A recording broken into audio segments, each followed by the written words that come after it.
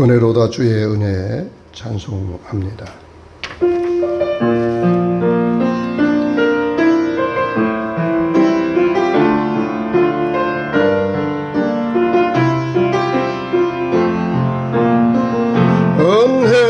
은혜로다 주의 은혜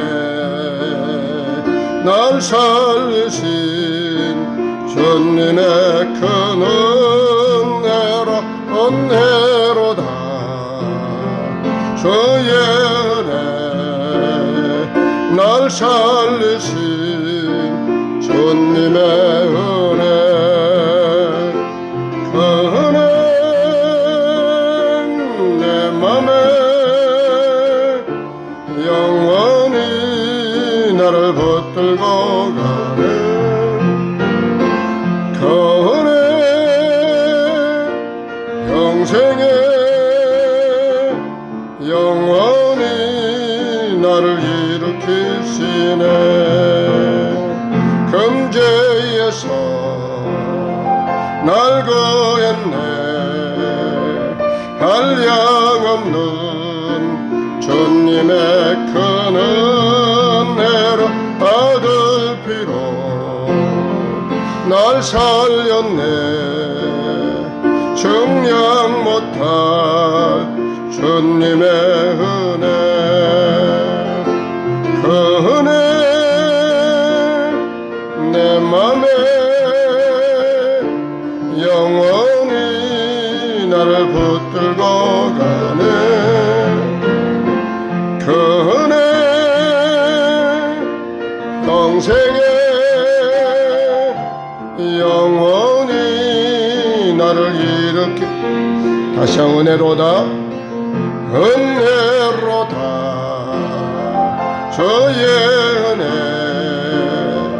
날 살리신 주님의 큰 은혜로다 주의 은혜 날 살리신 주님의 은혜 그 은혜 내 맘에 영원히 나를 붙들고 가네 그 은혜 평생에 영원히 나를 일으키시네 금제에서 날 구했네 한량없는 주님의 큰 은혜로 아들 피로 날 살렸네 증량 못할 주님의 은혜 그 은혜 내 맘에 영원히 나를 붙들고 가네 그 은혜 평생에 영원히 나를 그 은혜 그 은혜 내 맘에 영원히 나를 붙들고 가네 그 은혜 평생에 영원히 나를 일으키시네 성부와 성자와 성령의 이름으로 성령 강림 후 17번째 주일 공동 예배를 주께 드립니다. 평화의 인사를 나눕니다. 은혜와 평화가 넘치길 바랍니다.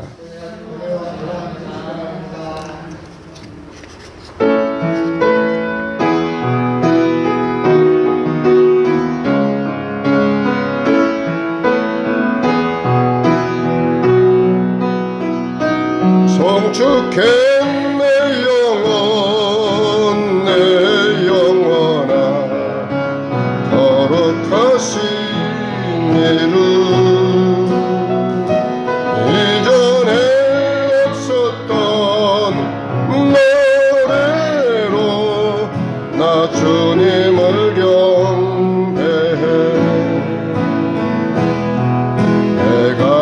뜨는 새 아침 밝았네. 이제 다시 주님 찬양. 무슨 일이는 어떤 일이 내게 놓여도 저녁이 올 때 나는 노래해.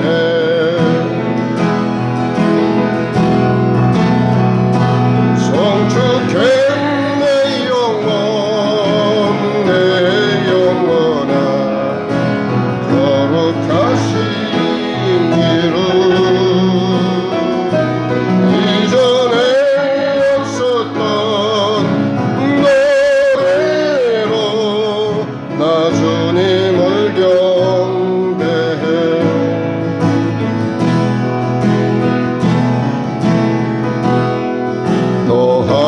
노하기를 더디하시는 그의 크신 사랑 넘치네. 주의 선하신 내가 노래하리. 수많은 이유로 난 노래해.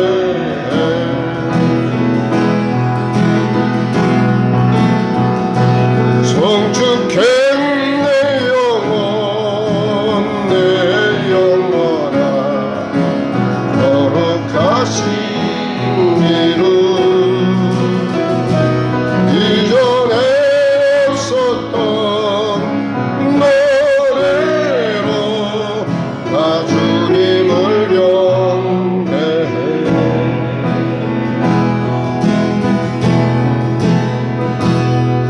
곧 끝날에 나의 힘다 나의 삶의 여정 마칠 때 끝없는 찬양 내가 드리리라. 수많은 세월 지나 영원히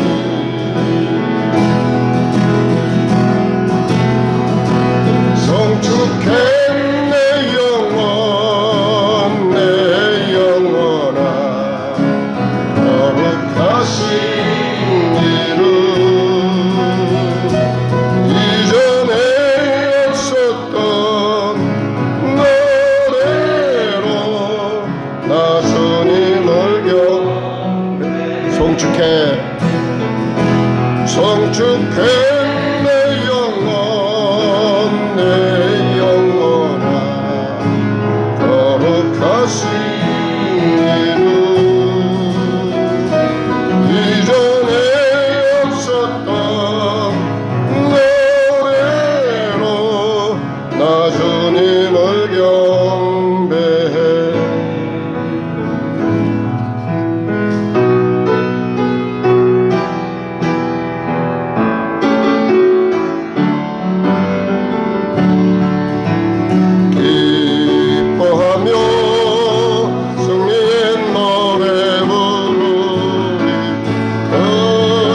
백성주가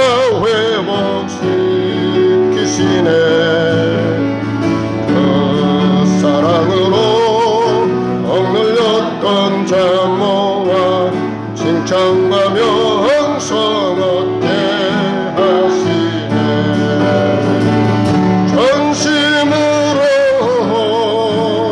기뻐하리.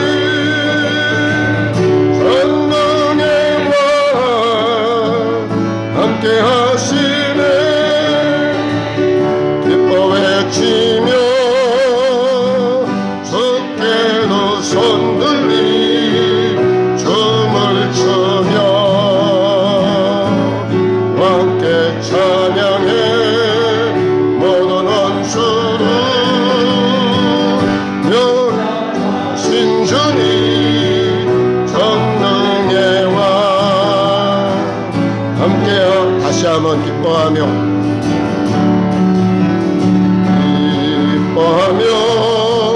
승리의 노래 부르리. 그 백성들과 회복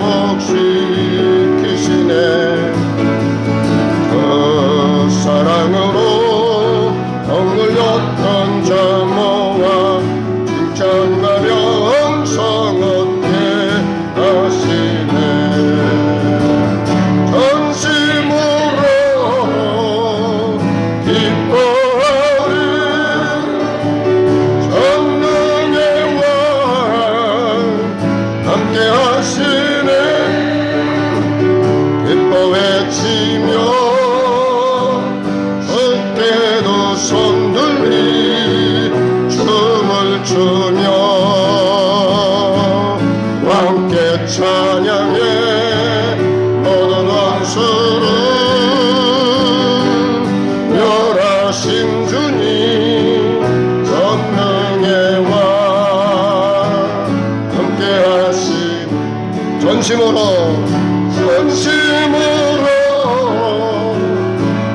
기뻐하리 전능의 왕 함께하시네 기뻐 외치며 주께도 손들리 춤을 추며 왕께 찬양해 모든 원수를 멸하신 주님 전능의 왕 함께하시네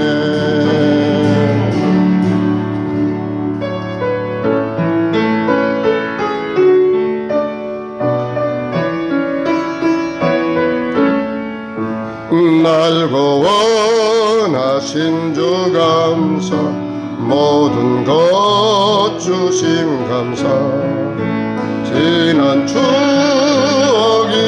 감사 주내 곁에 계시네 높이는 봄철의 감사 가을의 열매 감사 사라진 눈물도 감사 모든 은혜 감사해 응답하신 기도 감사 거절하신 것 감사 헤쳐나온 풍랑 감사 이기심을 주시네 아픔과 기쁨도 감사 절망 중이로 감사 셀 수 없는 은혜 감사 크신 사랑 감사해 길가에 장미꽃 감사 장미 가시도 감사 따스한 가정을 감사 희망 주신 것 감사 기쁨과 슬픔도 감사 하늘 평안을 감사 내일의 복 주심 감사 영원토록 감사해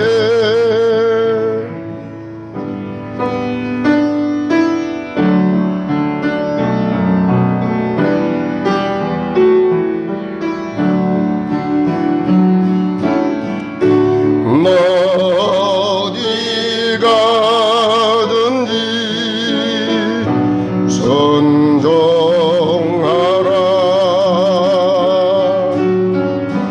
어디 있든지 충성하라 주 너의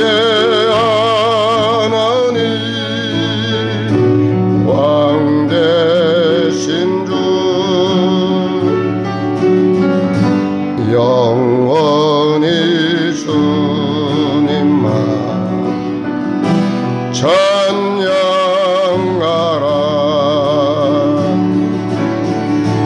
나 어디 있든지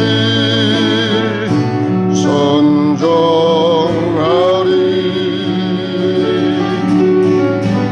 나 어디 있든지 충성하리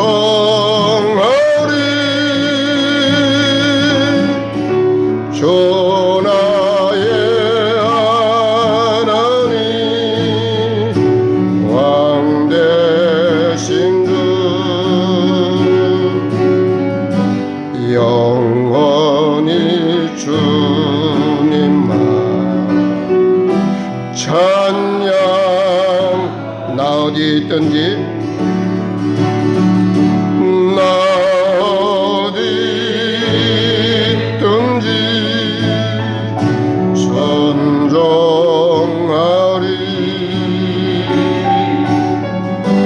나 어디 있든지 정성하리.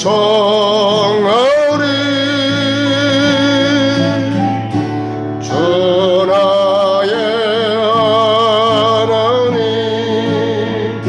왕 되신 주 영원히 주님만 찬양하리.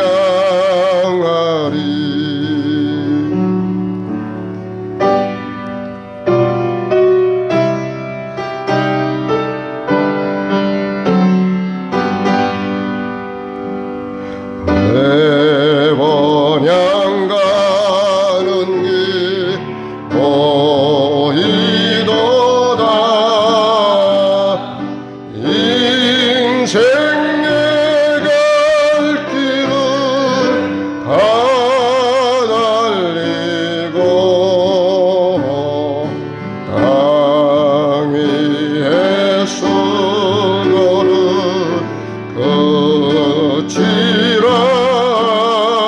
거치라시니 내 앞에 남은 일 오직 저기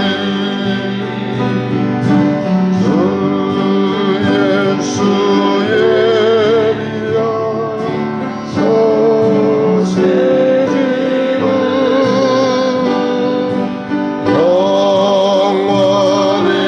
영원히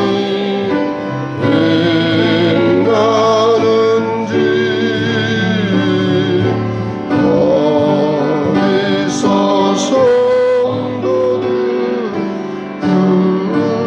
즐거운 노래로 사랑의 그룹 미리 찬송.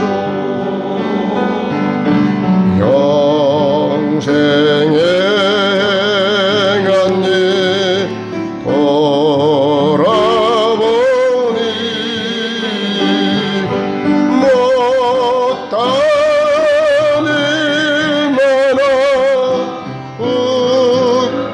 부끄럽네.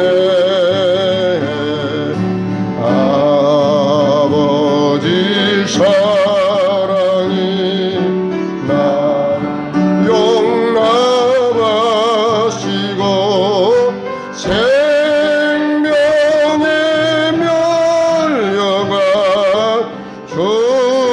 주시리라.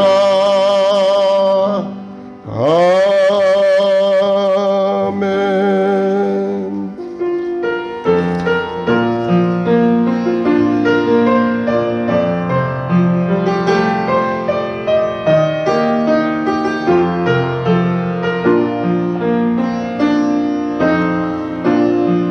하늘의 문을 여소서 이곳을 주목하소서. 주를 향한 노래가 꺼지지 않으니 하늘을 열고 보소서. 이곳에 임재하소서. 주님을 기다립니다. 기도의 향기가 하늘에 닿으니 주여 임재하여 주소서. 이곳에 오셔서 이곳에 앉으소서. 이곳에서 드리는 예배를 받으소서. 주님의 이름이 주님의 이름만이 오직 주의 이름만 이곳에 있습니다. 이곳에 오셔서 이곳에 앉으소서. 이곳에서 드리는 예배를 받으소서. 주님의 주님의 이름만이 오직 주의 이름만 이곳에 있습니다. 다시 한번 하늘의 문을 여소서. 이곳을 주목하소서. 주를 향한 노래가 꺼지지 않으니 하늘을 열고 보소서. 이곳에 임재하소서. 주님을 기다립니다. 기도의 향기가 하늘에 닿으니 주여 임재하여 주소서. 이곳에 오셔서 이곳에 앉으소서. 이곳에서 드리는 예배를 받으소서. 주님의 이름만이 오직 주의 이름만 이곳에 있습니다. 이곳에 오셔서 이곳에 앉으소서. 이곳에서 드리는 예배를 받으소서. 주님의 이름만이 오직 주의 이름만 이곳에 있습니다. 한마음으로 기도합니다. 첫째는 나라와 민족을 위해서 기도하시고, 두 번째는 우리의 삶의 문제를 위해서 기도하시기 바랍니다.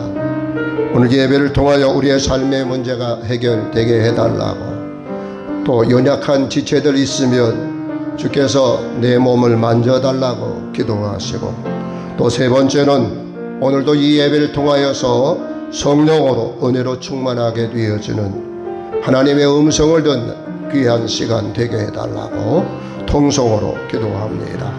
살아계신 하나님 감사합니다. 오늘도 임재 앞에 나와 예배하게 하심을 감사합니다. 하나님, 이 나라와 이 민족을 긍휼히 여겨주시기 원합니다. 천군과 전선을 동원하여 이 나라 지켜주시고, 다시금 이 땅 위에 요교 같은 동족끼리 피 흘리는 전쟁이 일어나지 않도록 막아주시기 원합니다. 아버지여, 이 땅이 하나님의 공의와 공평함이 세워져서 하나님을 기쁘게 하는 나라 되게 하시고, 온 국민이 편안하게 잘 살 수 있는 귀한 나라가 되게 하여 주옵소서. 하나님 아버지, 코로나 팬데믹이 오랫동안 지속되어져서 모든 사람들이 힘들어하는 가운데 있습니다. 감당할 수 있는 믿음, 감당할 수 있는 지혜, 감당할 수 있는 건강과 면역력을 더하여 주시기를 원합니다. 그래서 능히 이기고도 남을 수 있는 하나님의 사람들 되게 하여 주옵소서. 아버지 하나님, 경제도 어려운 가운데 있습니다. 하나님, 돕는 나라, 돕는 기업들 생겨나게 하소서. 경제가 활성화가 이루어지게 하시고, 아버지여, 많은 일자들이 생겨나게 하소서. 이를 잃었던 사람들이 이를 되찾게 하시며, 또한 젊은이들에게도 취업의 문이 열리는 귀한 역사가 있게 도와주시고, 이를 통하여서 보람과 만족을 얻게 하시고, 생활에 필요한 모든 것을 얻을 수 있도록 인도하여 주옵소서. 주께서 간섭하여 주시기를 원합니다. 아버지 하나님, 오늘도 우리의 삶의 문제를 임재 앞에 내려놓습니다. 내 힘으로 할 수 없기 때문에 주님 앞에 내려놓습니다. 주여, 인생의 무거운 짐을 지고 있는 사람을 초대하신 주께서 우리의 짐을 담당해 주시기 원합니다. 그리고 해결해 주시기 원합니다. 또한 저희들에게도 믿음을 더하시고 지혜와 능력을 더하여 주시어서 아버지여 우리에게 다가오는 모든 삶의 문제들 잘 극복하며 나아갈 수 있도록 인도하여 주옵소서. 하나님, 연약한 지체들도 주님 앞에 이제 와서 내려놓습니다. 피고든 사랑의 손으로 어루만져 주시기 원합니다. 온전케 해주시기 원합니다. 영육 간의 아울러 온전케 되어지는 역사가 있게 하여 주옵소서. 오늘도 이 예배를 통하여 나를 드리며 하나님을 만나는 귀한 시간 되게 도와주시기 원합니다. 부활의 주님을 만나는 가운데 우리의 가슴이 뜨거워져 영안이 열리며 주께 힘을 얻고 더 얻는 귀한 예배가 되길 원합니다. 무엇보다도 주의 영으로 충만하게 되어지고 은혜로 충만하게 되어지는 귀한 시간 되게 하여 주옵소서. 사랑이 많으신 예수님의 이름으로 기도합니다. 아멘. 하나님의 말씀을 봅니다. 히브리서 11장 13절부터 16절입니다.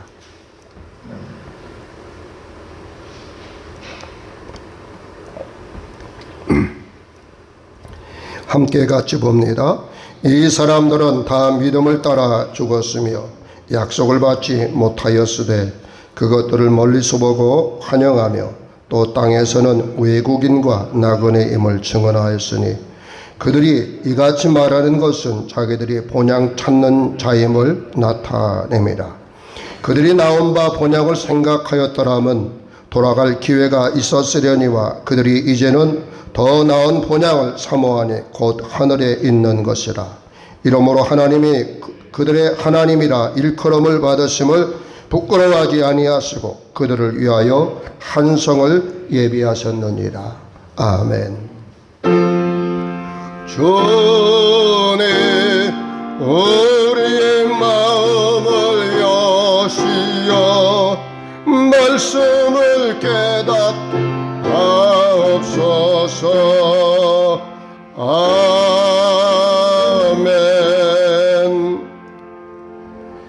살아계신 하나님 감사합니다.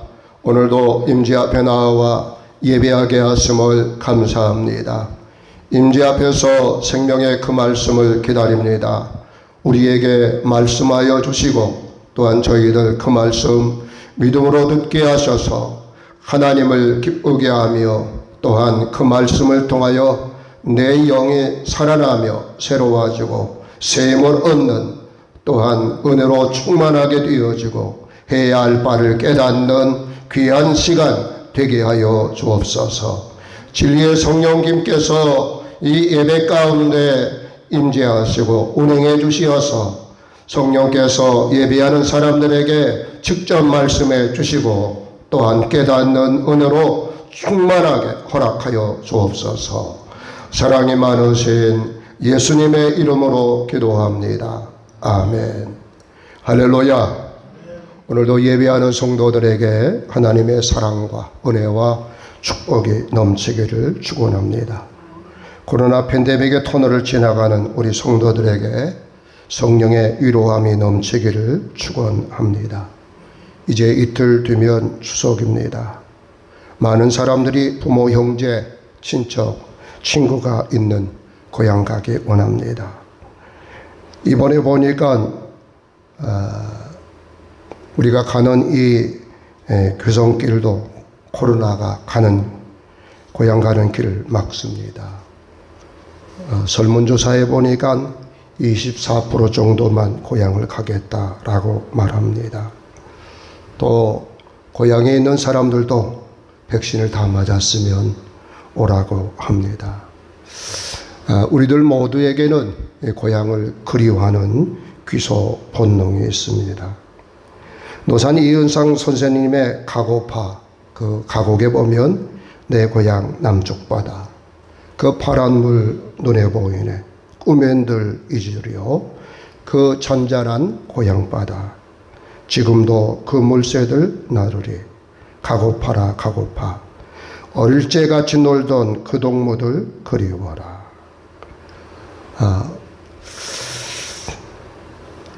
누구에게나 이런 귀소 본능이 있기 때문에 고향에 대한 그리움, 향수가 있습니다. 어떤 사람이 일본 사람들의 고향관과 한국 사람들의 고향관을 비교 연구했는데 이런 차이가 있는 것을 발견했습니다. 일본 사람들은 자기가 현재 살고 있는 곳을 고향이라 생각합니다. 그러나 한국 사람들은 아무리 타향에서 오래 살아도 그것은 어디까지나 타향이지 고향이 될 수 없습니다. 고향은 오직 한 곳, 자기의 뿌리가 있는 그곳입니다. 미국에서 오래 살았던, 그리고 프린스턴 대학의 교수까지 했던 분이 미국에서 30년 이상 살고 또 자기 집도 마련하고 앞으로도 거기서 살다 죽어야 하는데 자기 집 정원에 심어놓은 나무조차도 자기 것이라 생각이 들지 않을 정도로 낯설다고 합니다. 그런데 이 그분은 우리 그 대한민국 인천공항에 내리는 순간 어깨에 결린 것도 없어지고 소화불량도 없어지고 모든 스트레스가 다 풀린다고 했습니다. 이걸 보면 한국 사람들이 고향을 그리워하는 마음이 얼마나 대단한지 알게 됩니다. 한국 사람 못지않게 고향을 그리워하는 민족이 있는데 그 민족은 바로 유대민족입니다. 창세기 마지막에 보면 고향을 떠나서 타국 땅에서 국무총리를 지낸 요셉이 고향을 그리워하는 모습이 이제 담겨 있습니다. 요셉은 우리가 아는 것처럼 형들의 손에 팔려서 애굽의 노예로 팔려가게 되었지만 천신만고 끝에 애굽의 국무총리가 되었습니다. 요셉은 애굽에서 국무총리로서 온갖 부귀영화를 누렸던 사람입니다. 이 요셉의 이야기가 창세기 37장부터 50장까지 기록되어 있습니다.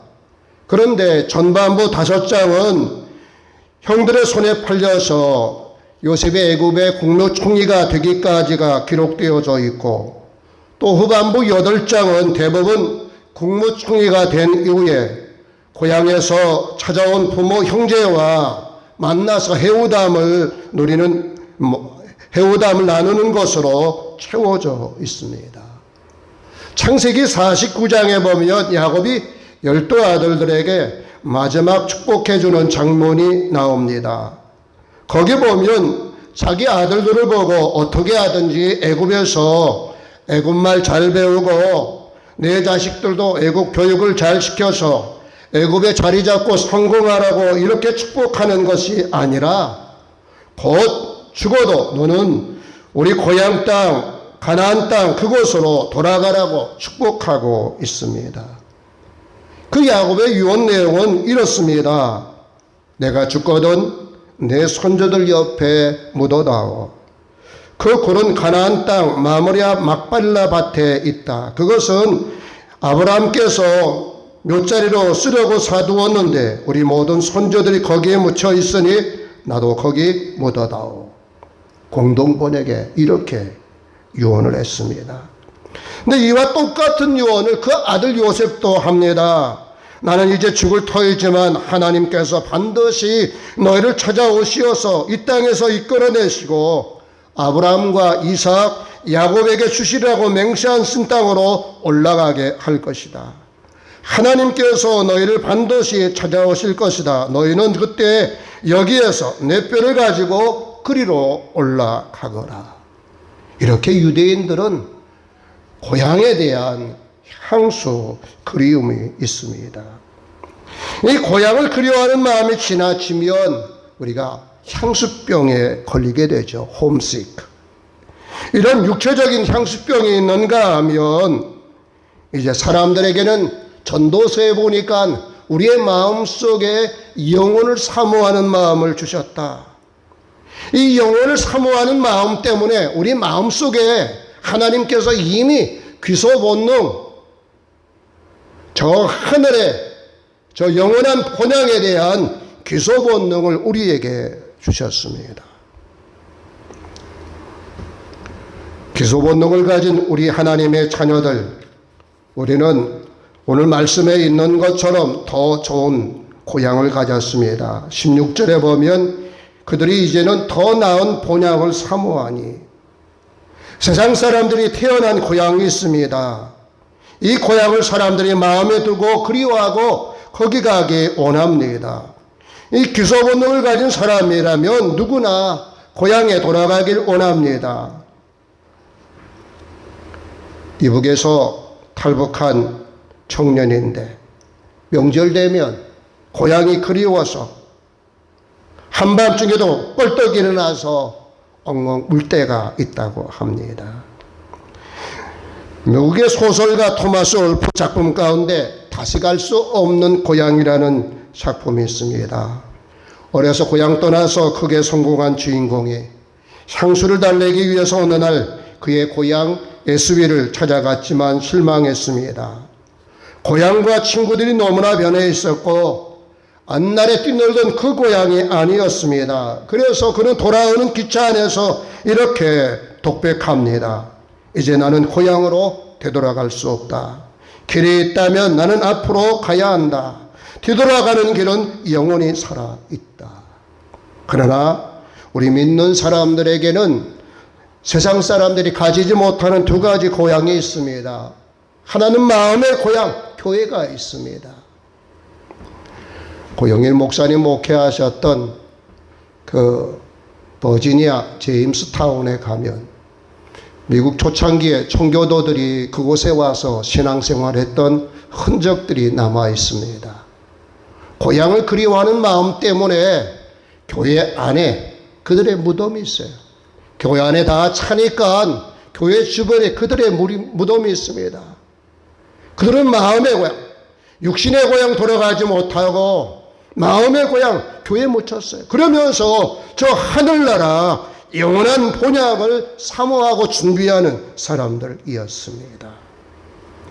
사실 우리들에게는 이 마음의 고향 교회를 통해서 저 영원한 본향, 저 천국을 준비해야 합니다. 왜 저 영원한 우리의 고향 본향이 더 좋은가? 그것은 위치가 하늘에 있기 때문에 그렇습니다. 16절에 보면 곧 하늘에 있는 것이라. 하늘이란 높은 곳, 고상한 곳, 거룩한 곳, 하나님의 초소가 있는 것으로 이해가 됩니다. 그래서 그것이 더 좋은 고향입니다. 또 더 좋은 그 이유는 하나님께서 준비하셨기 때문에 그렇습니다. 16절에 보면 저희를 위하여 한 성을 예비하셨느니라. 요한복음 14장 2절에도 주님께서 내가 너희를 위하여 처소를 예비하러 가노니, 예수님께서 너희를 위하여 처소를 예비하러 간다고 말씀하셨습니다. 요한계시록 21장 2절에도 거룩한 성 새 예루살렘 성이 하나님께로부터 하늘에서 내려오니, 또 고린도후서 5장 1절에도 보면 하나님께서 지으신 집, 하나님에 있는 영원한 집이라고 이야기했습니다. 이런 말씀들을 보면 우리가 영원한 고향 사모하고 가도록 준비해야 합니다. 그런데 이 영원한 본향에 대한 몇 가지 특징이 있습니다. 첫째는 하나님께서 만드셨습니다. 둘째는 우리를 위해서 만드셨습니다. 셋째는 그곳이 영원합니다. 그리고 넷째는 그것이 거룩한 곳입니다. 다섯째는 그것은 하나님과 영원히 함께 있는 곳입니다. 우리와 예수 믿는 우리와 하나님과 영원히 함께 있는 곳, 그것이 우리가 가야 할 본향입니다. 이탈리아 상인이고 여행가였던 마르코 폴로가 동반 견문록이라고 하는 책을 썼습니다. 이 마르코 폴로는 13세기, 14세기 사람인데 당시 유럽인들은 동양에 대해서 전혀 무지했습니다. 그런데 이 마르코 폴로는 몽골, 중국 이런 나라들 무려 20년 이상 여행했습니다. 특히 중국에서는 17년간 거주하면서 여러 가지를 경험했습니다. 그의 체험담을 기록한 것이 바로 그 유명한 동방견문록입니다. 지금 우리의 관점에서 보면 별것도 아니지만 당시로서는 이해하기 힘든 신기한 이야기 투성이었습니다. 그래서 많은 사람들이 이 마르코 폴로가 쓴 이 동방 견민록에 대해서 의문을 가지게 되었고 거기에 합당한 호응도 보내지 않았습니다. 마르코 폴로가 늙어서 임종이 가까워지자 친구가 찾아왔습니다. 그 중에 몇 친구가 호기심을 가지고 물었습니다. 그 책에 있는 내용이 정말 사실이냐 아니면 상상으로 재미있게 쓰려고 그렇게 픽션으로 쓴 것이 아니냐, 죽기 전에 진실을 밝혀달라고 이야기했습니다. 그때 이 마르코 폴로는 답답한 심정으로 이렇게 말했습니다. 아닐세, 내가 책에 쓴 것은 전부 진실일세. 오히려 그 내용은 내가 보고 경험한 것의 절반도 안 되지. 아마 우리가 하늘나라, 하나님께서 예비하신 하늘나라 가게 되고 하면 지금 성경이 이야기하고 있는 것보다 더 아름다운 그 하늘나라를 우리가 보게 될 것입니다. 그런데 그 영원한 본향은 예수 그리스도를 통해서 가게 됩니다. 지상의 고향으로 가는 길이 여러 갈래입니다. 돌아가는 길도 있고 샛길도 있습니다. 그러나 하늘의 고향으로 가는 길은 오직 한 길입니다. 그 길은 예수님입니다. 13절 말씀에 보면 구약의 족장들도 그 길을 통해서 하늘나라에 들어갔습니다. 약속을 받지 못하였으나 그것들을 멀리서 보고 환영하며, 그런데 그 약속의 핵심은 예수 그리스도이십니다. 천국은 행위로 가는 나라가 아닙니다. 예수를 나의 구주로 믿음으로 가는 나라입니다. 요한복음 14장 6절에 예수께서 가라사대 내가 곧 길이요 진리요 성령이니 나로 말미암지 않고는 아버지께로 올 자가 없느니라. 헬라어 원문에 보면 여기 길이라고 하는 이 단어 앞에 유일성을 나타내는 정관사가 붙어 있습니다. 그러니까 예수님은 하나님께로 천국으로 가는 유일한 길입니다. 다른 길이 없습니다. 오직 하나입니다. 예수 믿지 않고는 천국에 갈 수 없어요. 우리의 고향에 갈 수 없는 겁니다. 하나님이 예비하신 저 영원한 저 천국에 예수 믿지 않으면 갈 수 없는 겁니다. 고린도 후서 5장에 보면 우리의 육신의 삶을 장막집에 비유합니다. 그런데 우리의 영혼을 담고 있는 이 육신의 장막은 언젠가 무너집니다.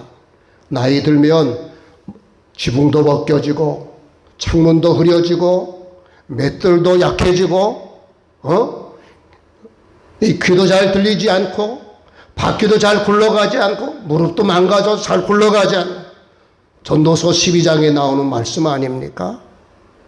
그런데 이 장막집을 헬라어로 스케노스라고 하는 단어를 썼습니다. 이 스케노스는 임시로 지어놓은 건물을 말합니다. 예를 들면 모델하우스, 아파트 팔기 위해서 임시로 지어놓은 모델하우스, 그게 임시로 지어놓은 집입니다. 우리의 육신의 장막이 바로 그렇습니다. 여기서 영원히 거하는 것이 아니라 이 육신의 장막을 언젠가 무너지면 예수님께서 예비하신 저 하늘의 저 천국에 가게 되어지는데, 그것은 예수님을 나의 구주로 믿을 때만 갈 수 있는 겁니다. 근데 중요한 것은 나만 믿고 가는 것이 아니라 내 가족 모두가 예수 믿고 함께 가야 합니다. 한번 따라서 해볼까요? 나는 예수님을 나의 구주로 믿습니다. 나는 나의 가족들에게 복음을 전하겠습니다. 노사연 가수가 부른 노래 가운데 바램이라고 하는 노래 있습니다.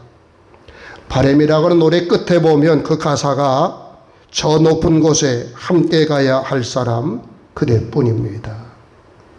제 고등학교 친구는 좀 교회에서 갈등이 있어서 신앙생활 방황했다가 어느 날 이 노사연의 이 바램이라는 노래를 듣는데 저 높은 곳에 함께 가야 할 사람 그대뿐입니다. 자기 아내는 자기가 방황했을 때에도 열심히 교회를 다녔는데 가만히 생각해 보니까 아내와 함께 가야 되는데, 그래서 그 유행가 가사 듣다가 나 이렇게 살면 안 되겠다, 엉엉 통고가 그 다음 주부터 다시 교회에 나가서 열심히 신앙생활 한다, 이런 이야기를 들었습니다. 우리는 저 높은 곳에, 하나님이 예비하신 저 높은 곳에 함께 가야 할 가족들이 있습니다. 나만 가면 안 됩니다. 우리가 지옥에 가서 그 후회하는 미련한 부자 이야기를 알지 않습니까? 그때 가서 아무리 후회한들 무슨 소용이 있습니까?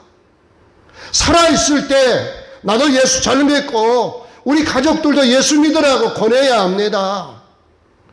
제일 안타까운 건 정말 장례식장에 가게 되었을 때 그 영혼이 예수 믿지 않고 죽었을 때 가장 안타까운 겁니다. 여러분, 그렇습니다. 내 자녀들이, 나의 남편이, 나의 아내가, 내 부모님들이 예수 안 믿어서 지옥 간다고 하면 마지막 날 어떻게 보겠습니까? 우리는 나도 예수 믿고 주님이 예비하신 저 영원한 본향에 가야 하지만 우리의 가족들도 내가 권면해서 그들도 예수 믿고 함께 가야 합니다. 그래서 그곳에서 그들을 만나게 될 때 정말 기쁨으로 대하는 그런 은혜가 있어야 합니다. 그리고 우리들은 더 좋은 고향을 향해 가는 나그네입니다. 오늘 본문 말씀에 보면 이 땅에서는 외국인입니다. 천국을 향해 순례하는 나그네입니다. 아브라함을 비롯한 족장들은 이 세상에 정착하지 않고 외국인과 나그네로 살아갔습니다. 13절과 14절 다시 한번 읽어볼까요? 13절과 14절 시작. 이 사람들은 다 믿음을 따라 죽었으며 약속을 받지 못하였으되 그것들을 멀리서 보고 환영하며 또 땅에서는 외국인과 나그네임을 증언하였으니 그들이 이같이 말하는 것은 자기들이 본향 찾는 자임을 나타냅니다. 그런데 본향을 향해 가는 나그네는 이 땅에서 해야 할 일들이 있습니다. 우리 나그네 인생들은 이런 질문 앞에 우리의 답변을 준비해야 합니다. 당신은 어디서 왔습니까? 나는 하늘로부터 왔습니다. 그러므로 내가 사는 이 세상은 객지입니다. 무엇 때문에 왔습니까? 아버지 뜻대로 살기 위해서 왔습니다. 당신의 행선지는 어디입니까? 나의 행선지는 영원한 하늘나라입니다. 나의 행선지 영원한 하늘나라 가기 위해서는 우리가 이 땅에서 거룩한 삶을 살아야 합니다. 이 거룩하다, 헬라어로 하기오스입니다. 구별되다, 분별되다, 다르다, 이런 뜻입니다. 예수 믿는 사람들은 세상 사람들과 다르게 살아야 합니다. 무조건 다르게 살라는 게 아니라 하나님을 닮은 모습으로 살아야 합니다. 말하자면 이 세상 풍조에 물들지 말아야 합니다. 거룩한 삶은 천국 시민답게 하나님의 자녀답게 사는 삶입니다. 그게 거룩한 삶이에요. 저 사람 나와 달라, 사는 게 달라, 이런 말을 세상 사람들에게 들을 수 있어야 합니다. 히브리서 12장 14절에 보면 모든 사람과 더불어 화평함과 거룩함을 따라라. 이것이 없이는 아무도 주를 보지 못하리라. 거룩함이 없이는 아무도 주를 보지 못합니다. 우리가 이 땅에서 하나님의 자녀답게 거룩한 삶을 살게 될 때 그날에 부끄러움 없이 하나님 앞에 서게 됩니다. 또한 그 나라 가기 위해서 우리는 단순한 삶을 살아야 합니다. 나그네는 여행자입니다. 지혜로운 여행자는 이제 여행할 때 짐을 최대한 줄이게 됩니다. 여행하면서 짐이 많으면 여행의 즐거움이 반감되고 여행하기가 힘듭니다. 그 짐을 간수하느라 신경 쓰이고 여행의 재미도 놓치기 일쑤입니다. 인생 여정도 마찬가지입니다. 너무나 세상 소유에 집착하게 되고 하면 세상 근심으로 괴로워지고 천국 가는 길에 방해가 됩니다. 그러므로 우리는 정신을 차리고 세상을 버리는 연습, 떠나는 연습을 해야 합니다. 어떻게 보면 세상에 대해서 집착하는 생활의 군살빼기를 해야 합니다. 내려놓기를 해야 합니다. 마음의 욕심을 내려놓는 그것을 날마다 십자가 밑에서 해야 합니다. 우리에게 경고를 주는 이야기가 롯의 처에 대한 이야기입니다. 소돔과 고모라 성이 유황불로 멸망하게 될 때 이 롯의 처는 두꺼운 재물 쾌락으로 인해서 뒤돌아보게 되었습니다. 그때 소금기둥이 되었습니다. 이것이 순례자에게 주는 경고입니다. 너무나 이 세상이 재미있다고 하면 아마 롯의 처처럼 하늘나라 갈 때도 뒤돌아볼 거예요. 저희 어머님이 일찍 예수 믿고 교회에서 장례식 하시면서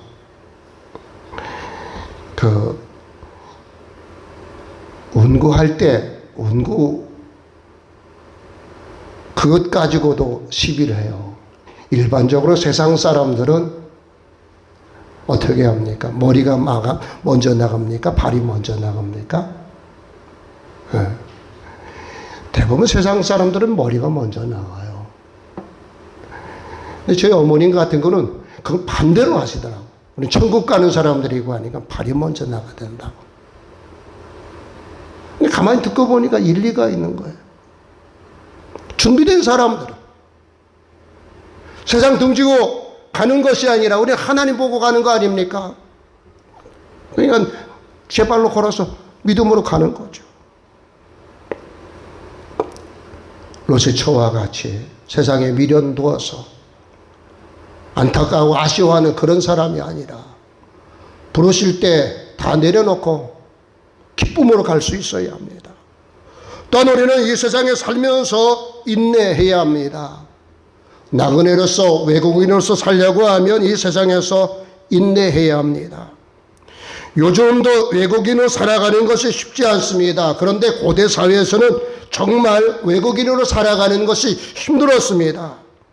외국인을 학대하는 일이 흔했고 외국인에 대한 징후와 경멸의 대상이었습니다. 신분 보장도 되지 않아서 노예보다 별반 나을 게 없었습니다.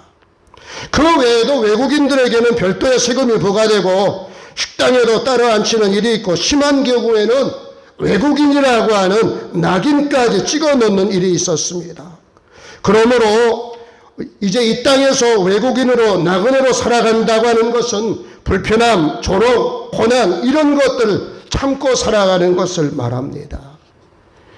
여러분, 우리가 모슬림들이 이 땅에 와서 공부하러 와서 대구에서 모슬림들을 위한 그 사원을 짓는다고 하니까 지역 주민들이 모슬림 때문에 공동화될까봐 짓는 것을 반대한다.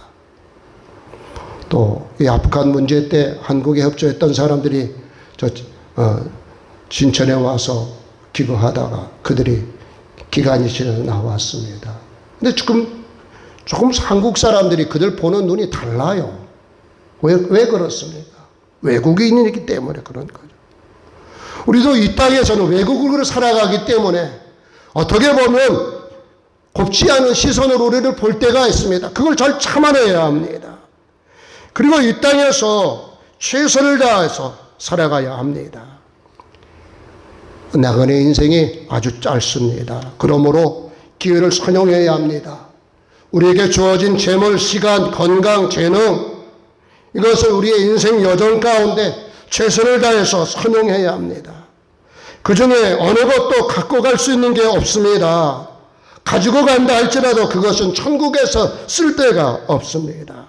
왜냐하면 세상의 최고는 천국의 최저보다 못하기 때문에 그렇습니다. 따라서 여기 있을 때 모든 것 하나님의 영광을 위해서 선한 목적을 위해서 선용하는 것이 지혜로운 태도입니다. 어느 교회 장로님이 일평생 교직에 몸담아 사시다가 은퇴하시고 퇴직금을 받아서 그래도 넓은 50평 아파트를 이제 준비했습니다. 그런데 장로님의 큰아들이 결혼하게 되고 하니까 그거 팔아서 35평 아파트로 이사하고 남은 돈으로 이제 그렇게 작은 집을 마련하게 된 겁니다. 또 몇 년 후에 딸을 시집 보내면서 이제 그 집을 팔고 20평 집으로 이사하게 되었습니다. 그리고 퇴직금을 가지고 하나님 섬기면서 믿음으로 살았습니다. 그리고 세상 떠나는 날 가까이 오자 장모님은 이제 어느 날 자녀들에게 모아놓고 유언을 했습니다. 내가 가지고 있는 돈이나 집은 너희들 생각하지 마라. 내가 하나님 나라 가는 날 내 살던 집은 하나님께로 가지고 가는 노자하여 갈 것이다 하시면서 집과 나머지 유산 모두를 하나님의 성전 짓는 데 드렸다고 합니다. 우리가 세상 떠나는 날 자녀들에게 유산 남겨주는 것 지혜롭지 못합니다. 세상 떠날 때 모든 것 하나님께 드리고 사회에 환원하는 것이 성도다운 삶의 자세입니다. 재산을 많이 남겨두고 죽으면 그 재산 때문에 자녀들에게 불행을 남기는 경우가 많습니다. 자녀들끼리 조금 더 가지려고 물질 때문에 싸우고 그래서 형제 우애가 상하고 피를 낳은 형제 자매가 원수가 되는 그런 경우가 있습니다.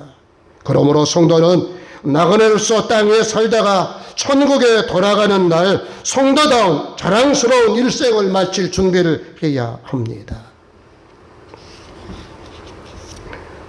1980년 3월에 프랑스 파리 브뤼셀 병원에 한 세기를 떠들게 했던 존경받는 지성인이 폐수종이라고 하는 병으로 입원했습니다. 입원해서 한 달 동안 죽음에 대한 불안과 공포 때문에 자기 병명조차 묻지 못했습니다. 너무나 육신의 고통이 심해서 소리치며 괴로워했습니다. 이 사람은 죽음의 문제를 철학적으로 예리하게 파헤쳤던 20세기 최고의 실존주의 철학자 사르트르였습니다. 그가 입원한 지 한 달 만에 육신의 고통과 죽음에 대한 공포에 시달리다가 이 세상을 떠나게 되었습니다. 이 사르트르가 죽고 난 뒤에 사르트르가 왜 그렇게 죽어야 했는가? 왜 죽음으로부터 자유를 그렇게 외쳤던 이 사르트르의 말로가 이렇게 비참했던 이유가 무엇인가? 그것을 각 언론에서 보도했습니다. 그런데 이 사르트르의 말로가 이렇게 비참했던 이유는 그에게 돌아갈 고향이 없었기 때문이라고 이렇게 결론을 내렸습니다. 언젠가 하나님께서 우리의 육신의 장막이 무너지면 하나님께서 우리를 부르십니다. 부르실 때 우리는 영원한 고향에 돌아갈 준비가 되어져 있어야 합니다. 돌아갈 고향이 없는 사람, 이 사르트르처럼 불쌍한 사람입니다. 육신의 고향 가는 것만 중요한 것이 아니라 우리의 영혼이 돌아갈 고향이 있습니까? 천상병 시인이 이야기한 것처럼 우리는 소풍 나온 인생인데 아버지 집으로 돌아갈 준비가 되어 있습니까? 돌아갈 고향이 어떻게 보입니까? 찬송가에 보면 찬송가 가사 가운데 저 천국이 희미하게 보인다. 또 어떤 찬송가 가사에는 저 천국이 확실하게 보인다. 다 맞는 것 같아요. 믿음에 따라서 적은 믿음의 분량의 사람들, 아직 준비가 덜 된 사람들은 저 천국이 희미하다라고 이야기합니다. 그런데 믿음으로 준비한 사람들에게는 저 천국이 확실하게 보인다라고 이야기합니다. 확실한 천국이라고 이야기합니다. 여러분 어떻습니까? 확실하게 보입니까? 아니면 희미하게 보입니까? 희미하게 보인다고 하면 확실한 천국이 보이도록 준비해야 합니다. 그렇게 준비해야 돼. 평범한 이야기 하나만 할까요? 안성수 살 때요, 서울로 차 타고 오게 됩니다. 안성에 있을 땐 잘 보이지 않아요. 차 타고 서울 가까이 오면 올수록 서울이 가까이 보이는 겁니다. 무슨 이야기인지 아셨죠? 천국을 위해서 가까이 간 것만큼 확실히 보이는 겁니다. 희미한 천국이 아니라 확실한 천국입니다. 그냥 그런 천국이 있어 이걸로 끝나서는 안 됩니다. 주님께서 예비한 그 천국 보여야 합니다. 확실하게 보여야 합니다. 명절을 맞이할 때마다 우리는 돌아갈 영원한 보양이 있는 사람이다. 장례식장에 갈 때마다 우리는 돌아갈 고향이 있는 사람이다. 그 고향을 준비하며 살아야 된다. 확실하게 준비하며 살아야 된다. 그래서 후회함이 없는 그 인생 사시고 돌아갈 날 기쁨으로 내가 주님 앞에 갑니다. 내가 주님 앞에 손들고 갑니다. 천국 가서 만나자고 이렇게 이야기할 수 있는 하나님의 사람들이 되어지기를 주님의 이름으로 축원합니다. 기도하겠습니다. 한번 기도합니다.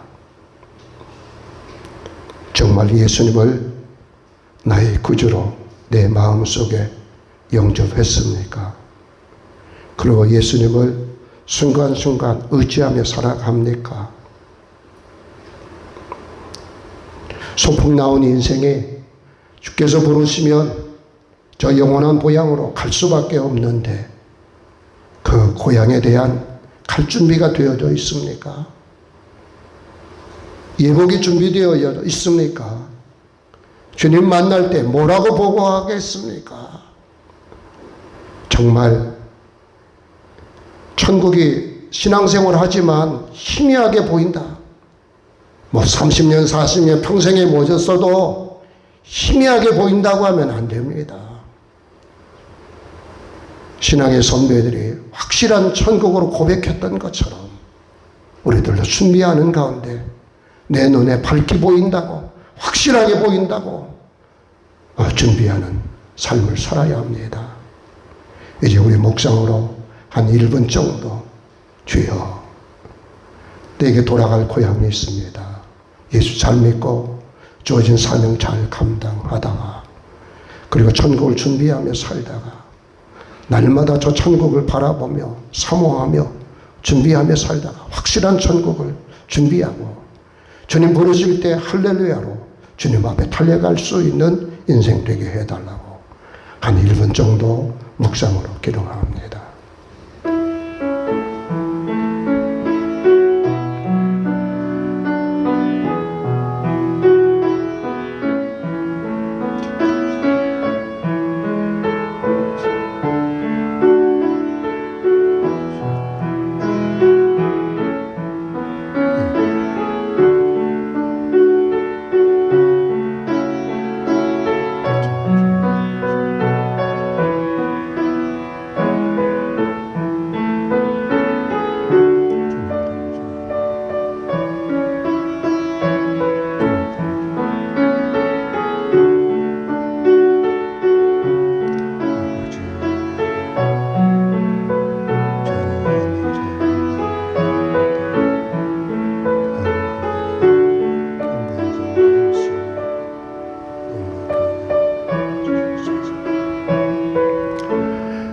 거룩하신 하나님 감사합니다.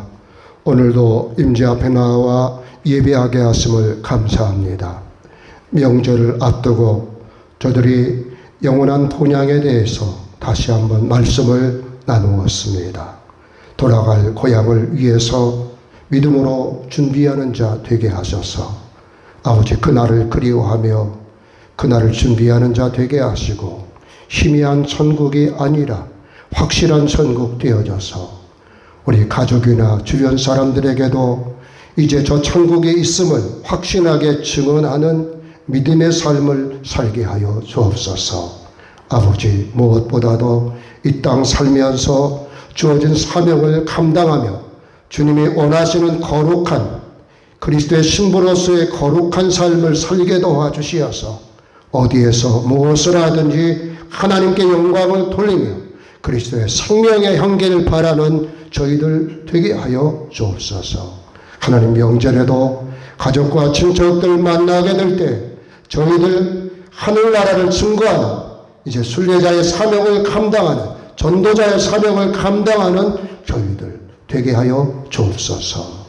사랑이 많으신 예수님의 이름으로 기도합니다. 아멘.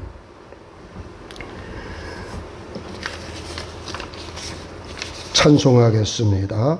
249장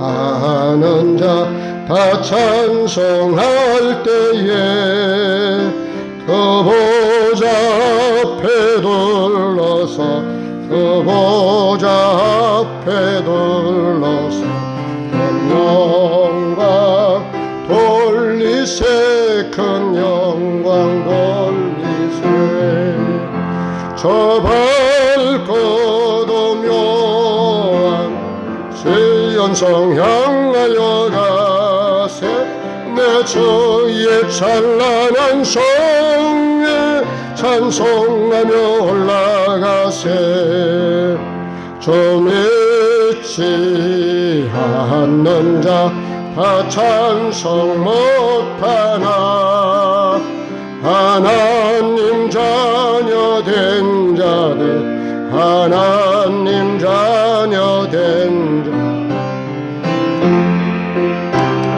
전하세 그 기쁨 전하 저 밝고 도묘한 시온성 향하여 가세 내 주의 찬란한 성에 찬송하며 올라가세 저 하늘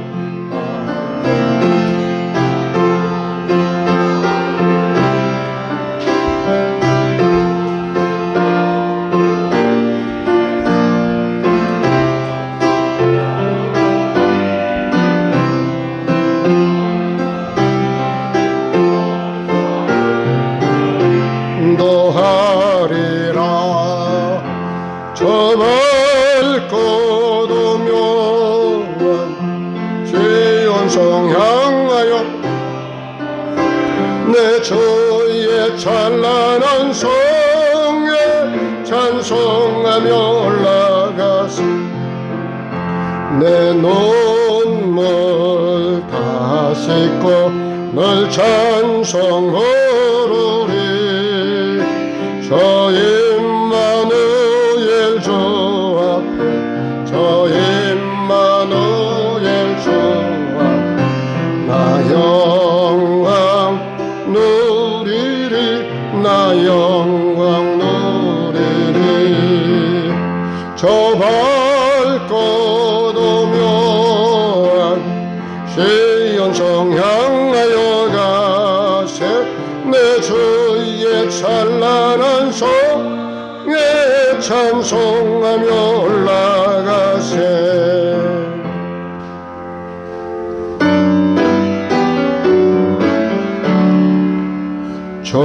저여의 모라 받아주옵소서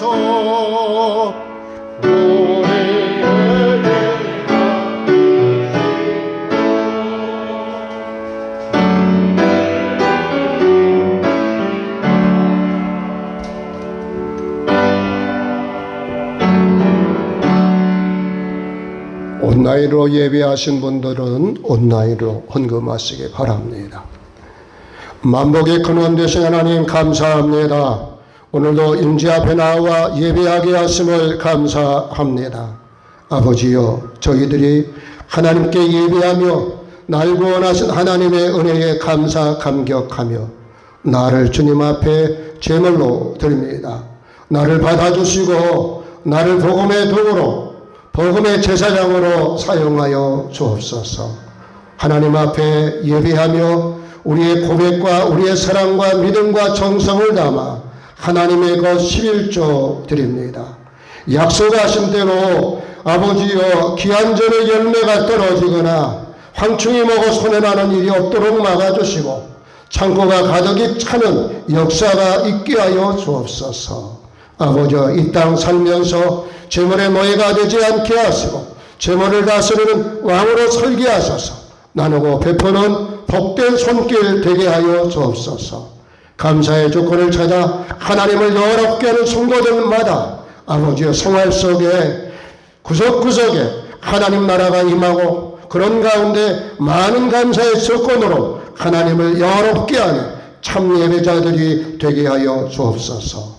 선교 헌금, 건축 헌금, 재단비와 헌금, 몸으로 봉사한 모든 것 주께 드립니다. 권세 있는 손으로, 능력 있는 손으로 사용해 주시어서 오병이어의 기적적인 역사들이 선교 현장 속에 먼 영혼의 주님 앞으로 돌아오는 역사가 나타나게 하시고, 몸된 교회도 주님이 디자인하신 대로 축복의 통로로, 성령의 통로로 사용되게 하여 주옵소서. 하나님 앞에 예배하며 정성 다하여 믿음으로 이제 복의 씨앗을 심는 성도들 기억하시고, 심는 대로 아름다운 복의 열매를 거두게 하여 주시옵소서. 어려운 때를 만났지만 사르밧 과부의 가정과 같이 하나님께서 떡반죽 그릇이 저들의 기름병이 마르지 않으면 풍요로움의 역사, 대박의 역사가 하나님 앞에 헌물드리는, 예배하는, 간구하는 모든 성도들의 손길 위에 임하게 하여 주옵소서. 사랑이 많으신 예수님의 이름으로 축복하며 기도합니다. 아멘. 자리에 앉으시기 바랍니다. 교회 소식을 알려드립니다. 이틀 후면 추석입니다. 추석에 사용할 가정 앱에서 로비에 준비해 두었습니다. 필요한 거 가져가시기 바랍니다. 또 우리 김승훈 장로님, 하나옥 장로님 둘째 딸 효은자매 10월 9일 날 오후 2시 30분에 해군 호텔에서 결혼 이식을 합니다. 기억하시고 기도해 주시고 또 축하해 주시고 또 축복해 주시기 바랍니다. 명절인데요. 아무튼 명절에 만나는 사람들에게 하나님의 자녀로서 선교적 사명 잘 감당하시고, 그래서 함께 예수 믿도록, 그래서 온 가족이, 온 친척이 예수 믿는 그런 가정이 되도록 여러분 가서 복음을 전하는 메신저의 사명을 감당하시기 바랍니다. 바다와 하늘의 주, 어떤 죄악 속에서 부르짖는 백성들 구하리라. 밤의 별을 만든 주, 어두움을 밝히리. 나의 빛을 가지고 너가 갈까? 내가 여기 있나이다. 부르심을 들었나이다.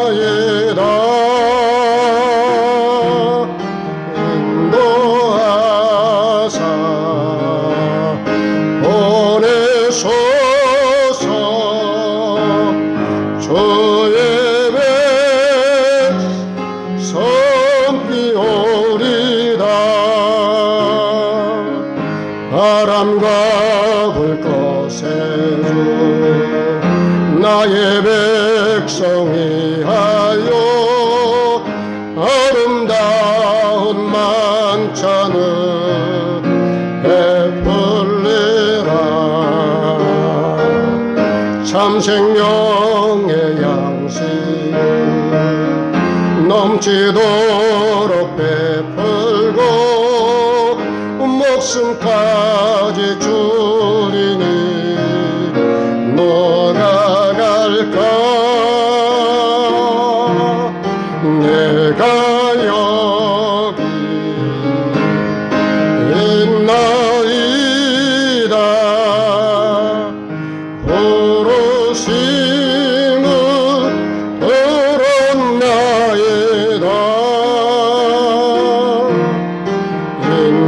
인도하사 보내소서. 주의 백성 섬기오리다. 기도하겠습니다.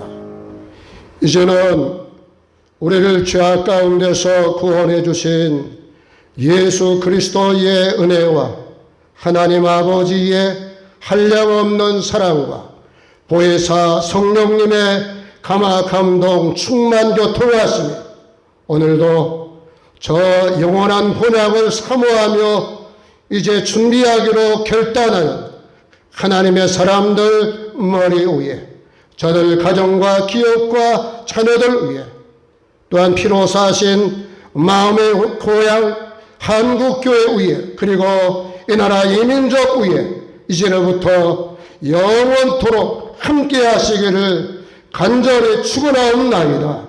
아멘.